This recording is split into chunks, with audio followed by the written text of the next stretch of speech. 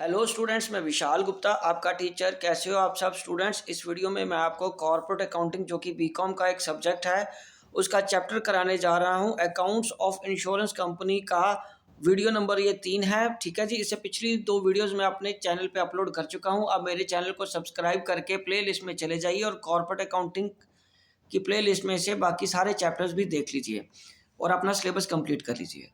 तो चलिए स्टार्ट करते हैं। इसका जो टॉपिक है इस वीडियो का है वो है explanation of items in the revenue account. Revenue accounts में जो आइटम्स हैं जो कि पिछले वीडियो में हमने फॉर्मेट्स डिस्कस किए थे उसका अब एक एक करके एक्सप्लेनेशन मैं दे रहा हूँ रेवेन्यू अकाउंट्स का। सो गाइस, सबसे पहले आए थे क्लेम। क्लेम का क्या होता है? Any amount payable by the insurance company is called claim. In life insurance business claim में arise due to two reason, that is by death और मैच्योरिटी।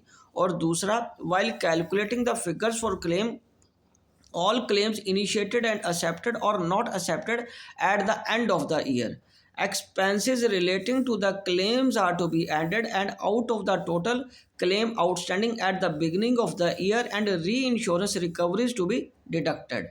उसके बाद है the amount of reinsurance recoveries is received under reinsurance contract and is reduce the total claim to be paid by the business.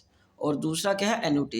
It is the annual payment by which a life insurance company guarantees to pay for lump sum money received in the beginning. It is an expense and shown under the head benefits paid। किसके under आएगा? Benefits paid के under आएगा। उसके बाद तीसरा है surrender value. So if an insured is unable to pay the further premium he can get his policy paid from the corporation. It is the present cash value of the policy which a holder gets from the corporation or on surrendering all the rights of the policy. There is no surrender value in case of general insurance policies. दूसरा है bonus in cash. If the insurer has with profit policy, he will get the bonus from the corporation. If the bonus is paid in cash, it is shown in the debit side of the revenue account as an expense. उसके बाद bonus in reduction of premium. Instead of paying bonus in cash, the insurer में deduct the bonus from the insured. This is known as bonus in reduction of premium. It is shown both as an expense and as an income by adding to the premium in the revenue account. So bonus in reduction of premium is an expense is shown as other benefits paid in schedule 4। ठीक है जी।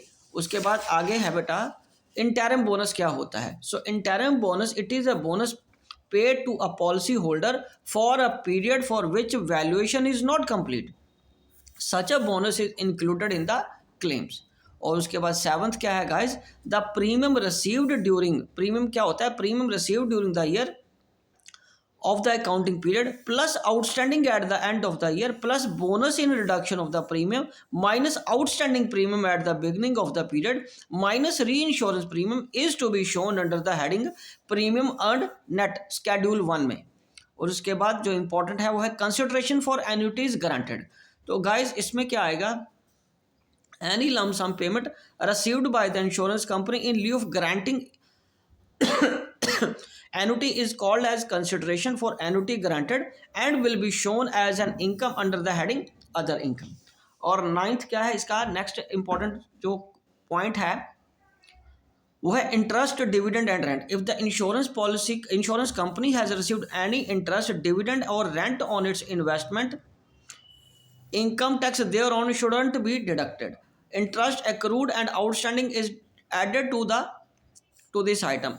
Interest, dividend and rent should be shown at the gross value and tax deducted and source should be shown as the advance under the head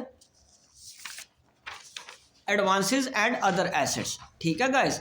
और ये किस में आएगा? Schedule 12 में। Registration fees, this is an item of income tax and shown as the other income in the revenue account. और reinsurance किसको बोलते हैं? When a company accepts a business of whole more value, MORE, हाँ, more value, and in order to reduce the risk may pass on some business to other company, it is called reinsurance। ठीक है। Commission और reinsurance, accepted, ceded। So the company which passes some business to other company gets some commission which is known as commission on a reinsurance business ceded and is deducted from the commission paid account. The company which accepts such business is required to pay commission or reinsurance. Business accepted is known as commission on reinsurance accepted.